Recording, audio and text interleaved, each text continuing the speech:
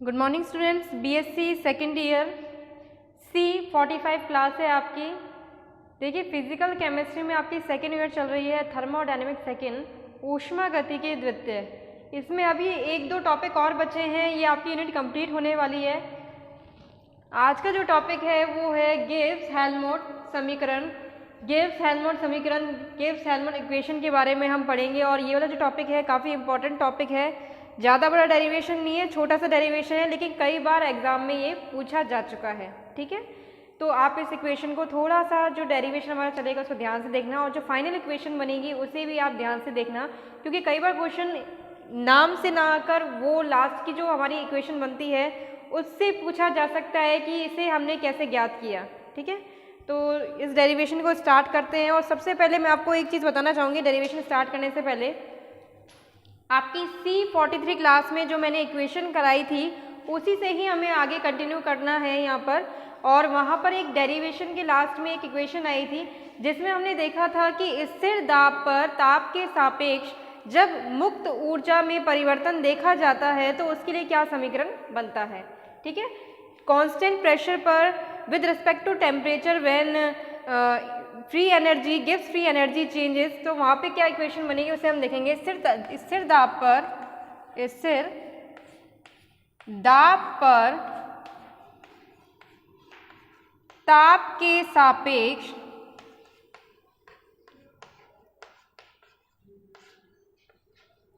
मुक्त ऊर्जा परिवर्तन को निम्न प्रकार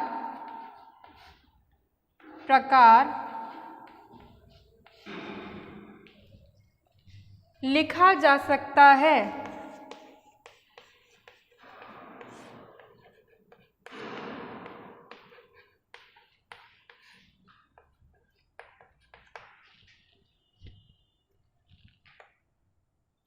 rate of change in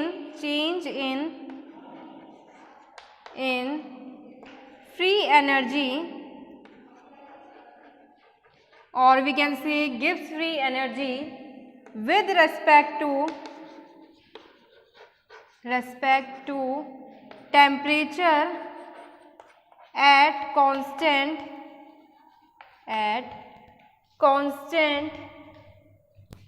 pressure is written by the equation is del G upon del T at constant P equals to minus S। ठीक है, ये वाली जो इक्वेशन है C43 क्लास में आ चुकी थी, अगर आपको याद नहीं है तो आप पीछे पन्ने पलट के चेक कर सकते हैं। ये वाली इक्वेशन हमारे पास मिल गई थी, इक्वल टू का साइन है ये। अब इसी इक्वेशन से हम आगे देखेंगे कि यहाँ पर अगर हम मान लेते कोई सिस्टम जो है वो रिवर्सिबली और आइसोथर्मली वर्क कर रहा है, वहाँ पर चेंज आ रहा है रिवर्सिबल एंड आइसोथर्मल वे में, यानी समतापीय उत्क्रमणीय ढंग से कोई भी तंत्र परिवर्तित हो रहा है, परिवर्तन आ रहा है उसमें, तो वहाँ पर दो अवस्थाएं बनती है। एक तो होती है प्रारंभिक इनिशियल स्टेट और दूसरी होती है अंतिम फाइनल स्टेट। ठीक है, तो दोनों ही कंडीशन में अंतिम और प्रारंभिक जो अवस्था है उनमें हम मान लेते हैं गिब्स ऊर्जा जो हो जाएगी वो तो आ जाएगी G1, एंट्रोपी हो जाएगी S1, अंतिम में G2 और S2। ठीक है, इस तरह से हम दो इक्वेशन बना लेंगे। तो सबसे पहले मैं आपको हिंदी लिखवा देती हूँ उसकी। माना किसी तंत्र में प्रारंभिक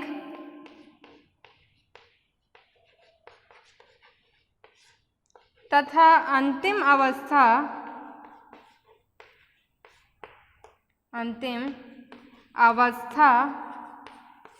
में परिवर्तन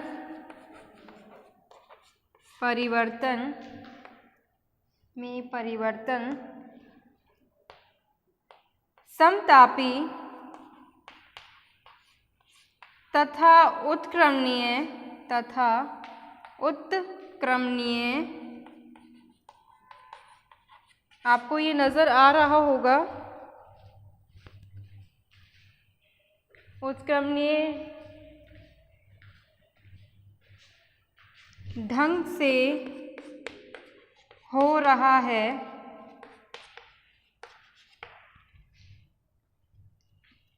यदि तंत्र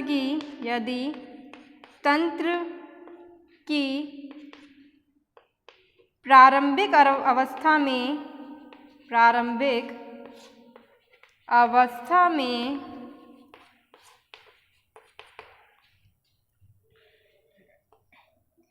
गिब्स ऊर्जा जीवन है तथा एंट्रोपी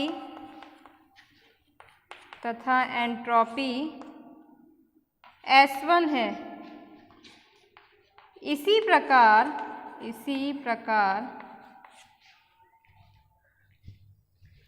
अंतिम अवस्था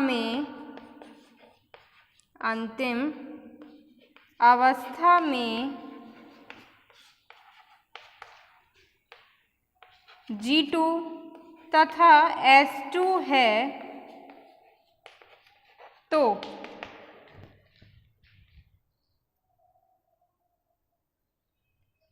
let any system change from initial state to final state reversibly and isothermally, then if initial state of system, then in initial state of system let Gibbs energy is G1 and entropy is S1. Similarly, in final state it is G2 and S2. Then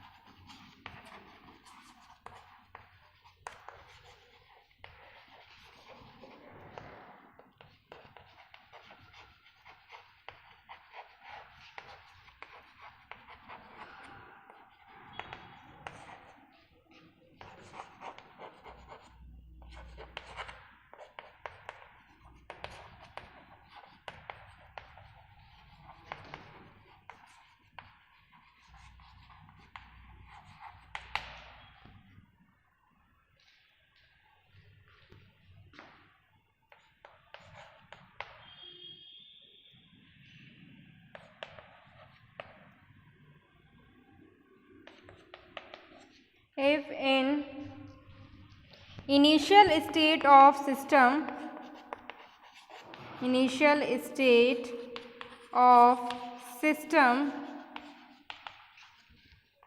G1 is Gibbs energy and S1 is entropy, and in final state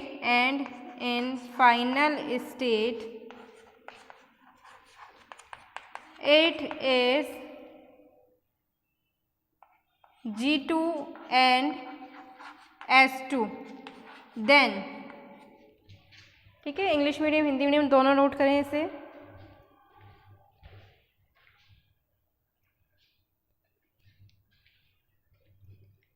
वापस से repeat कर रही हूँ मैं सारा ऊपर से, अगर आपको समझ में नहीं आ रहा है कोई राइटिंग में तो स्थिर दाब पर ताप के सापेक्ष मुक्त ऊर्जा परिवर्तन को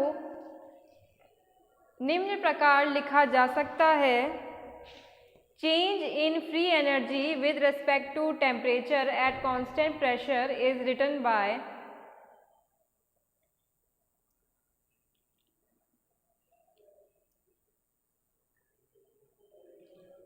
इस इक्वेशन को आप इक्वेशन नंबर 1 दें और इसके आगे लिखें माना किसी तंत्र में प्रारंभिक और अंतिम अवस्था में परिवर्तन माना किसी तंत्र में प्रारंभिक तथा अंतिम अवस्था में परिवर्तन समतापी तथा उत्क्रमणीय ढंग से हो, समतापी तथा उत्क्रमणीय ढंग से हो रहा है, यदि तंत्र के प्रारंभिक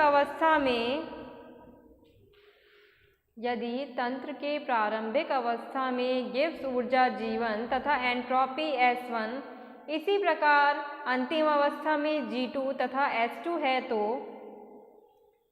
let any system changes isothermally and reversibly from initial state to final state if in initial state of system G is Gibbs energy and S is entropy, and in final state it is G2 and S2, then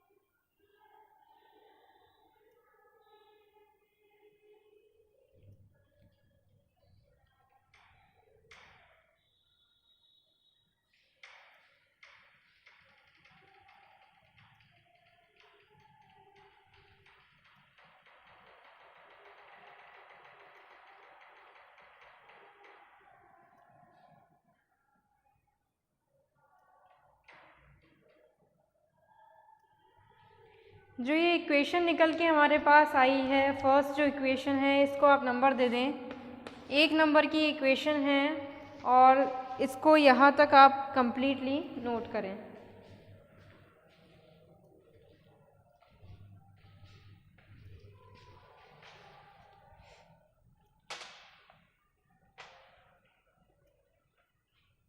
आगे next देखते हैं।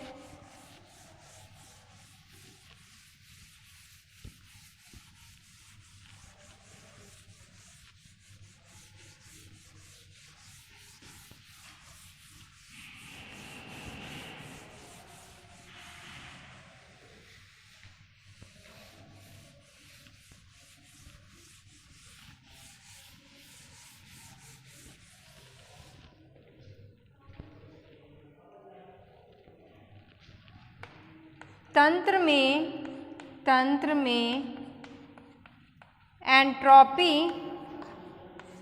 परिवर्तन को निम्न प्रकार लिखा जा सकता है।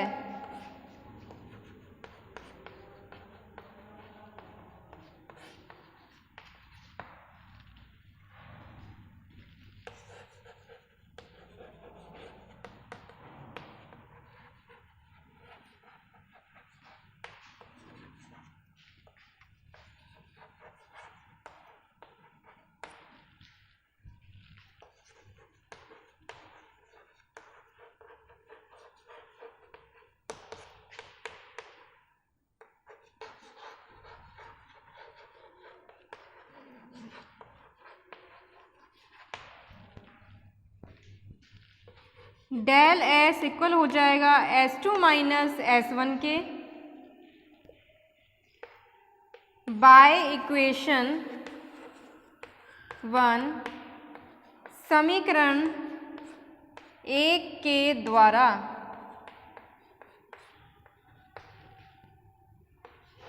S1 इक्वल होगा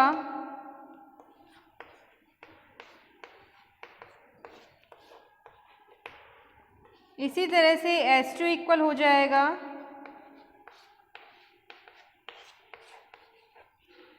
ठीक है, ये वाला आपका इक्वेशन हो गया इक्वेशन नंबर 2, ये हो गया इक्वेशन नंबर 3। ठीक है, यहाँ तक नोट करें। अब क्या करेंगे हम, इक्वेशन नंबर 1 और 2 से हम एंट्रोपी चेंज को यहाँ किस तरह से इक्वेशन में लिखा जा सकता है, इस वाली इक्वेशन से हम समझेंगे। ठीक है,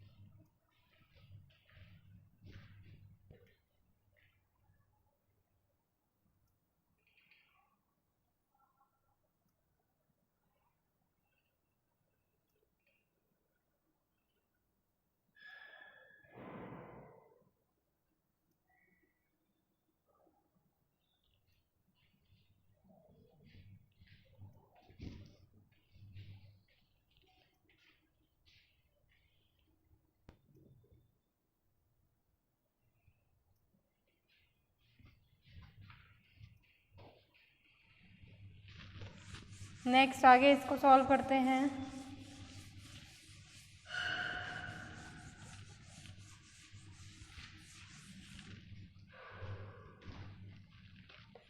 समीकरण 1 में S1 तथा S2 का मान समीकरण 2 और 3 से रखने पर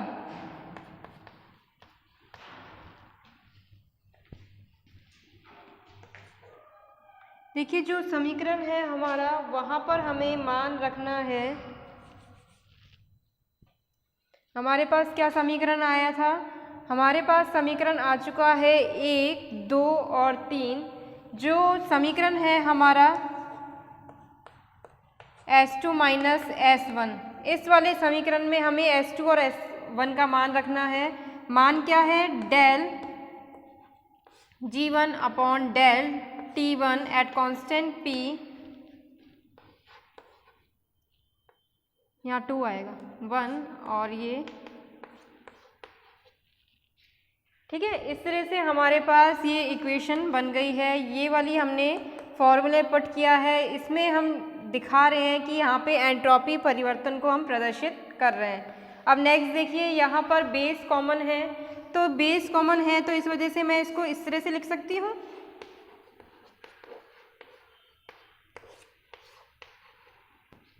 ठीक है, अब यहाँ पे क्या करेंगे कि जो G2 माइनस G1 दिया गया है, यहाँ पर हम परिवर्तन को प्रदर्शित कर रहे हैं, तो इसे मैं आगे चल के इस तरह से लिख सकती हूँ। ठीक है, ये हमारे पास आ गई डेल S के लिए इक्वेशन। यहाँ पर दाब जो है उसे स्थिर दिखाया गया है। ठीक है,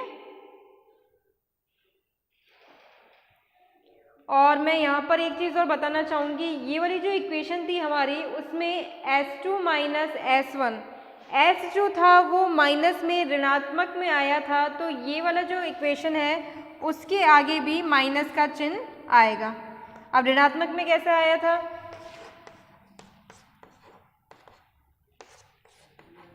ये इस तरह की वैल्यू थी ना यहाँ पर, और ये क्या था, इसके लिए माइनस S2 था।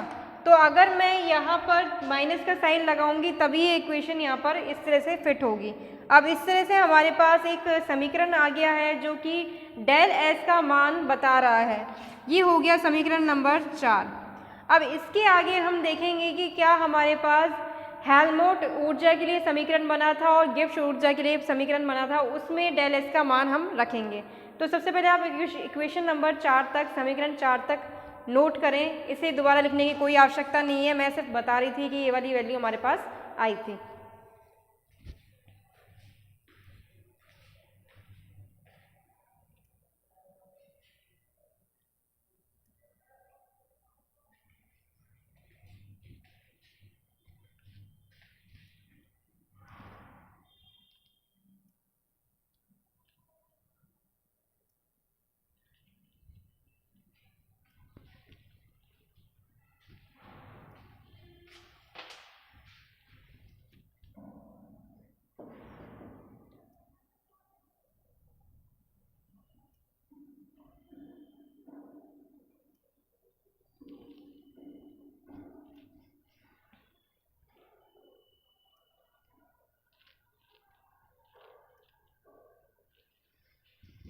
अब यहाँ से आगे हम देखेंगे कि हमने गिब्स ऊर्जा के लिए एक समीकरण पढ़ा था पिछली क्लास में, C44 क्लास में, उसी से हम आगे बढ़ेंगे। अब डेल एस का मान हमें क्या प्राप्त हुआ है? डेल एस का मान हमें प्राप्त हुआ है माइनस डी डेल जी अपॉन, ठीक है, ये हमारे पास इक्वेशन नंबर 4 आई है। किसी प्रकार का कोई कन्फ्यूज़न ना हो, इस वजह से मैंने यहाँ पे इसको लास्ट में लिख दिया है। अब देखिए आगे हम जानते हैं, एज वी नो दैट, कि del G equals to del H minus T del S. ये लास्ट क्लास में ही मैंने आपको ये वाला डेरिवेशन करवाया था, जिसमें हमने गिब्स ऊर्जा और हेल्महोल्ट्ज ऊर्जा दोनों को ही ऊष्मा गति की मात्राओं के रूप में थर्मोडायनेमिक्स क्वांटिटी के फॉर्म में हमने इसको कंसीडर किया था, देखा था। ठीक है, तो ये वाली जो इक्वेशन है, इसमें हम डेल एस का मान रखेंगे।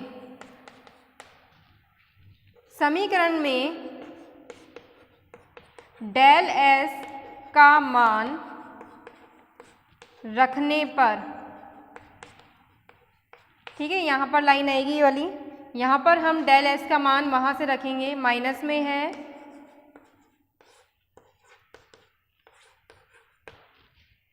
ठीक है, डेल जी डेल एच माइनस, अब यहाँ पे ये जो माइनस माइनस है वो कट जाएगा और इस तरह से हमारा समीकरण आगे लिखा जाएगा।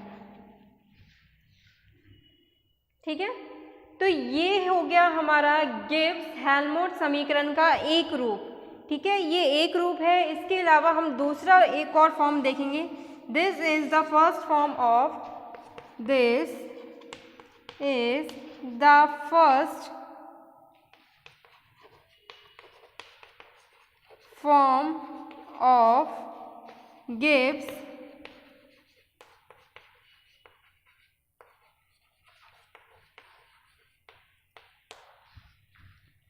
यह गिब्स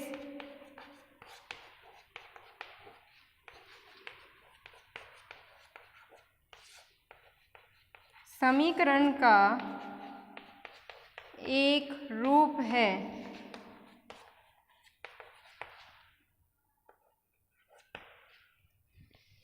ठीक है, नोट करें इसे यहाँ तक। इस इक्वेशन के दो अलग अलग फॉर्म्स हैं, दो तरह से हम लिख सकते हैं। एक में हम गिब्स ऊर्जा की बात करेंगे, दूसरे में हम हेल्महोल्ट्ज ऊर्जा की बात करेंगे। यहाँ पर हमारा स्थिर दाब चल रहा है, यहाँ पर कांस्टेंट प्रेशर की बात की जा रही है। नेक्स्ट इक्वेशन में हम देखेंगे स्थिर आयतन पर जब समतापी व उत्क्रमणीय प्रक्रम के लिए परिवर्तन लिखा जाता है तो हम किस प्रकार से लिखते हैं।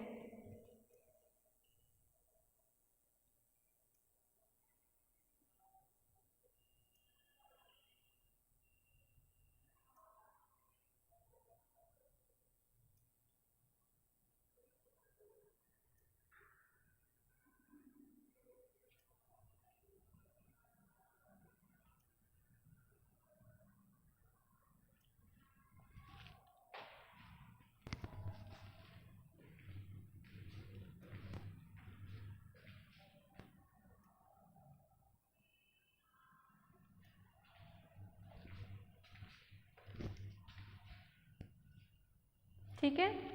नेक्स्ट हम देखेंगे कि किस प्रकार से हमारे पास दूसरी कार्यफलन हेल्महोल्ट्ज फलन के लिए समीकरण बनता है।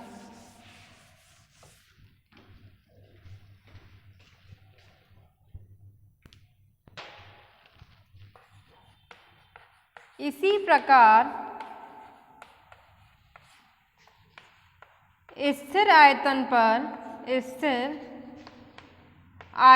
पर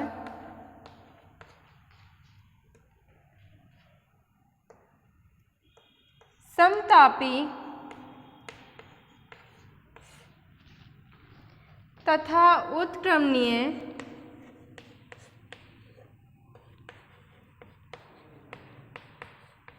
प्रक्रम के लिए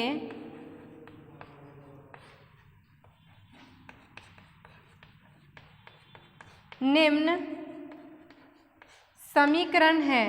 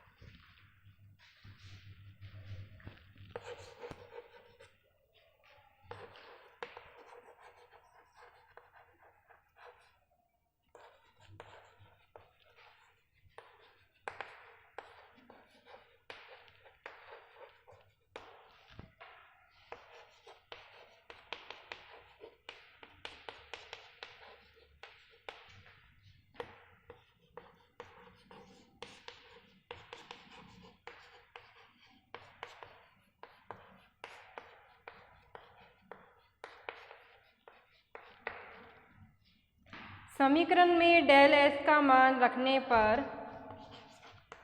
bye putting value of del S in equation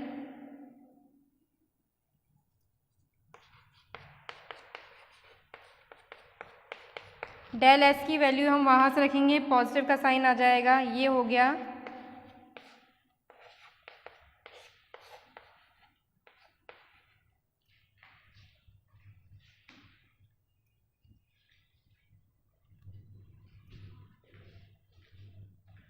ठीक है, तो ये वाली जो इक्वेशन है हमारे पास, जो लास्ट इक्वेशन फिर मिली है, ये वाली जो इक्वेशन है वो गिब्स हेल्महोल्ट्ज इक्वेशन का सेकंड फॉर्म है।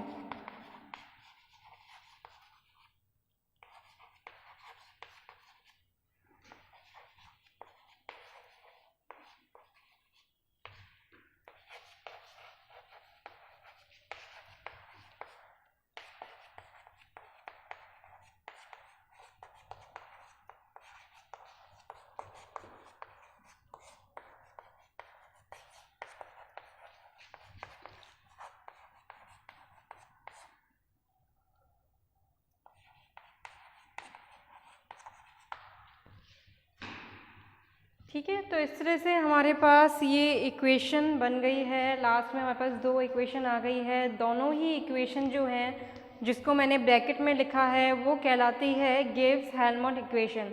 जब आपके पास ये टॉपिक आएगा, क्वेश्चन में आपसे पूछा जाएगा हेल्महोल्ट्ज समीकरण जो है, गिब्स हेल्महोल्ट्ज समीकरण के बारे में बताएं, या फिर गिब्स हेल्महोल्ट्ज इक्वेशन को ड्राइव करें, तो आपको ये पूरा का पूरा डेरिवेशन दोनों ही फॉर्म्स में लिख के आना है।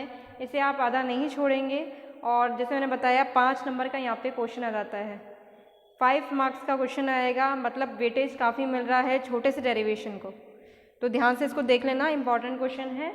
आज की क्लास में इतना ही, नेक्स्ट क्लास में आगे पढ़ेंगे। Thank you.